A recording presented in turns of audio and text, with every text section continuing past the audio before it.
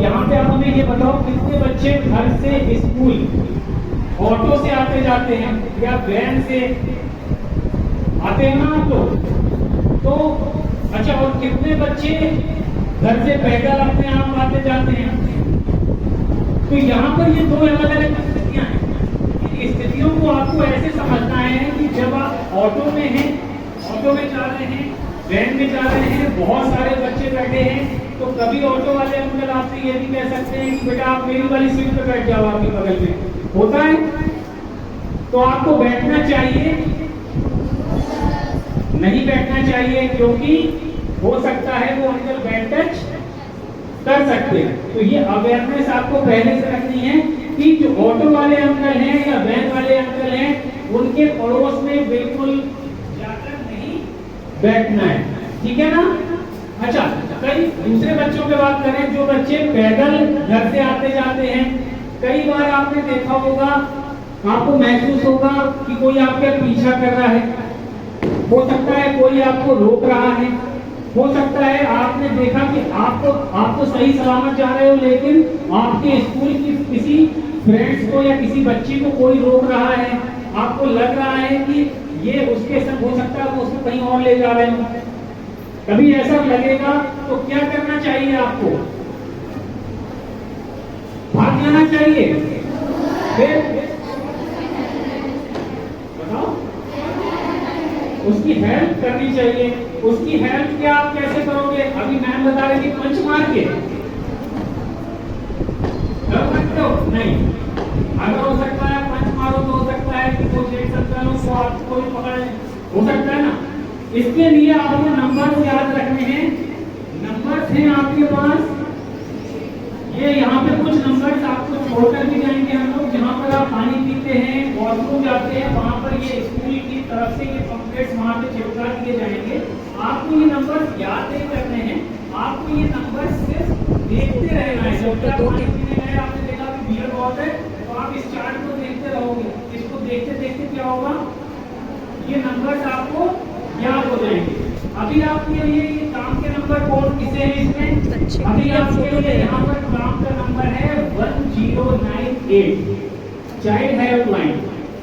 Child helpline number 1098। ये number अभी आपको जब तक याद रखना है जब तक आप 18 साल के नहीं हो जाते, ठीक है ना?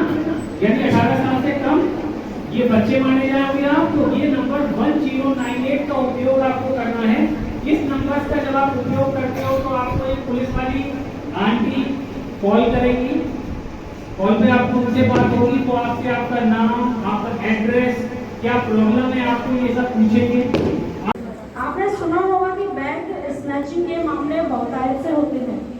बच्चों के हैंड बैग और स्कूल बैग स्नैचिंग का मतलब ये नहीं होता कि उसमें कुछ कीमती सामान होगा। वो सिर्फ बच्चियों को परेशान करने के लिए ही होता है कि हमलावर आपका बैग स्नैचिंग करेगा और आपको किसी ऐसे रास्ते पर ले जाएगा जो कि सुनसान हो, और वहां जाकर आपके साथ कोई भी ऐसी घटना कर सकता है। इसके लिए आपको सतर्क रहना होगा। अपने हैंड बैग को टांगते हैं जब, तो इस तरह से अपनी बॉडी को मोड़ कर मतलब कुछ थोड़ा सा सेफ्टी के साथ रखिए, जिससे यदि कभी भी स्नैचिंग का प्रयास होता है तो वह आपका बैग स्नैच नहीं कर पाए। करता भी है, यदि वो आपका बैग स्नैचिंग कर भी रहा है तो उसको एक जोर से झटका देकर अपने पैर से उसका ये इस तरह से पैर दबाकर उसके घुटने में एक हिट लगाकर आप सुरक्षित हो सकती हैं। कभी कभी बच्चों ये जो बैग स्नैचिंग होता है कभी कभी आपका सुरक्षा बिंदु भी बन सकता है। आप ऑटो में या कैब में सफर कर रहे हैं और तो आपको बताए रास्ते पर ना ले जाते हो तो किसी अन्य रास्ते पर ले जा रहा है, तो उस स्थिति में आपको उसे बताना है कि नहीं मुझे इसी रास्ते से ऑटो नहीं शॉर्टकट से ले चल रहा हूँ, लेकिन आपको उसकी बात नहीं मानना है। हो सकता है कुछ बच्चे ऐसा फील करते भी तो आपको उसका विरोध करना है। यदि वो नहीं मान रहा है तो आपका जो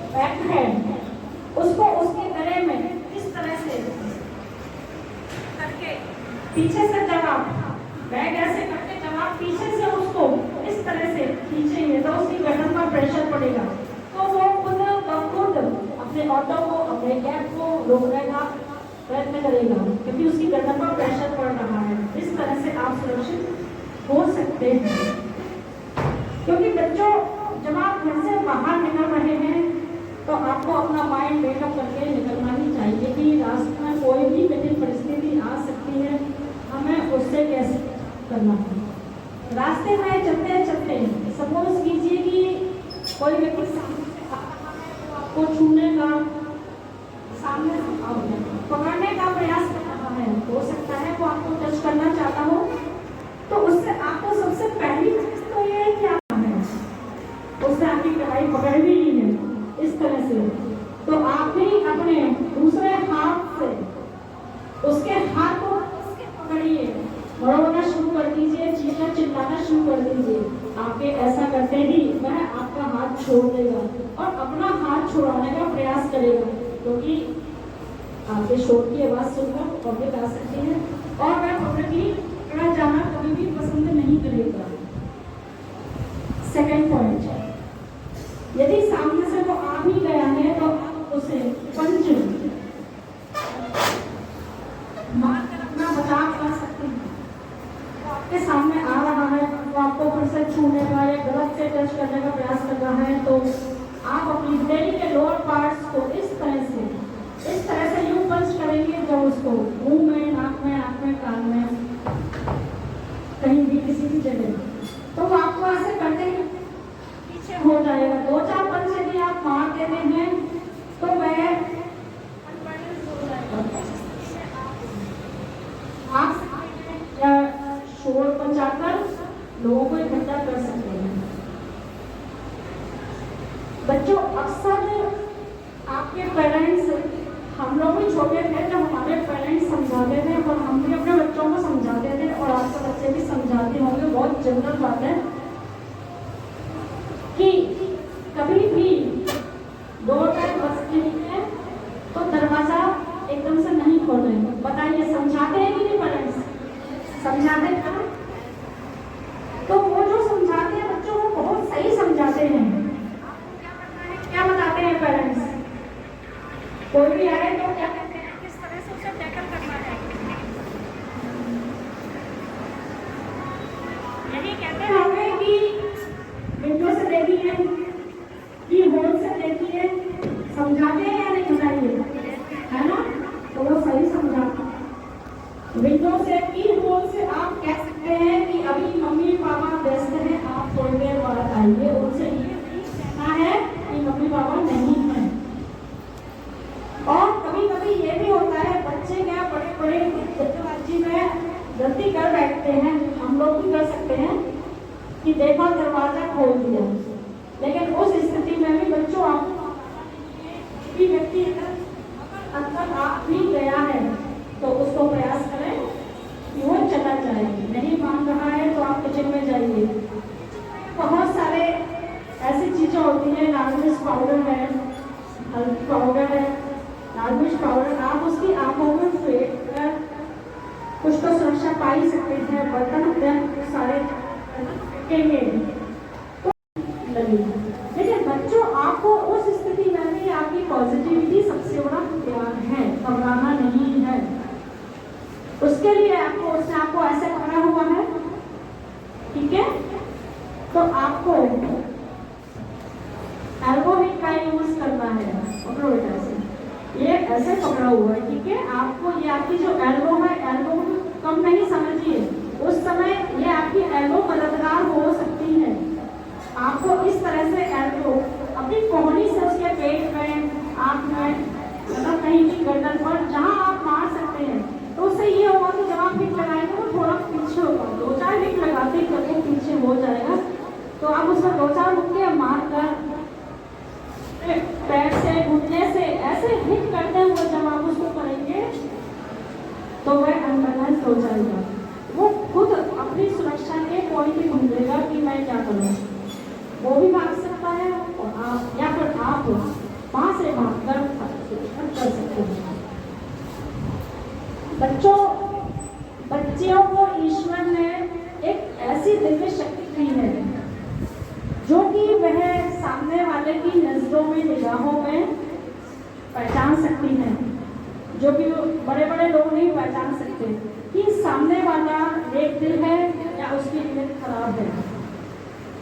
इसलिए जब भी घर से बाहर आप निकलते हैं तो अपने सिक्स सेंस का यूज करते हुए निकले। आप में से कुछ बच्चे क्या फोन भी यूज करते होंगे? तो अक्सर बच्चों को देखा गया है कि जो बच्चे फोन यूज करते हैं, रास्ते में चैटिंग करते हुए, फोन कोड लगाए हुए, कानों में गीत लगाए हुए चलते हैं, बातें करते हैं।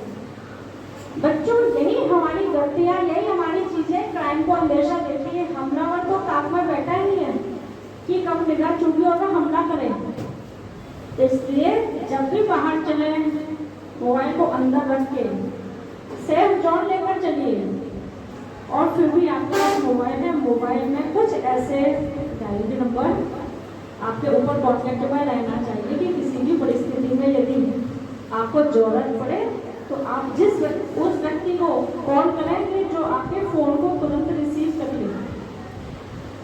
कहने का तात्पर्य ये है कि बच्चों, आप घर से बाहर निकल रहे हैं, आपके पास कोई सेफ्टी पॉइंट है तो उससे सुरक्षा कर सकते हैं। और अगर आपके पास कोई सेफ्टी पॉइंट नहीं है तो आप पंच मारना जो टिप्स बताया उससे और एरो की टिप्स से आप अपनी सुरक्षा कर सकते हैं। क्योंकि जब तक आप लोग जागरूक नहीं होंगे तब तक आप सतर्क नहीं होंगे, जागरूक नहीं होंगे, तब तक आप अपनी स्व सुरक्षा कर नहीं पाएंगे। क्योंकि हर समय आपके पेरेंट्स या हर कोई आपके साथ नहीं हो सकता। इस तरह से ही कभी आप हो सकता है यहाँ से पढ़ने के बाद किसी बड़ी सिटीज में जाएंगे, मेट्रो सिटीज में जाएंगे, बस में कैब में सफर करेंगे, वहाँ बहुत सारे डेली आए दिन खबरें आती हैं, बहुत सारे मनचले बच्चियों को परेशान करते हैं। मेट्रो सिटीज में तो यही होता है। तो आपकी सतर्कता ही आपको सुरक्षित बनाएगी। और उसी तरह बड़ी बड़ी सिटीज में लिफ्ट में भी आप जाएंगे, कभी आप लिफ्ट में यदि प्रवेश कर रहे हैं, आपको लगता है कि कोई अजनबी आ गया है और आपको उससे खतरा महसूस हो रहा है, तो उस स्थिति में भी आप नहीं होना है। लिफ्ट के साथ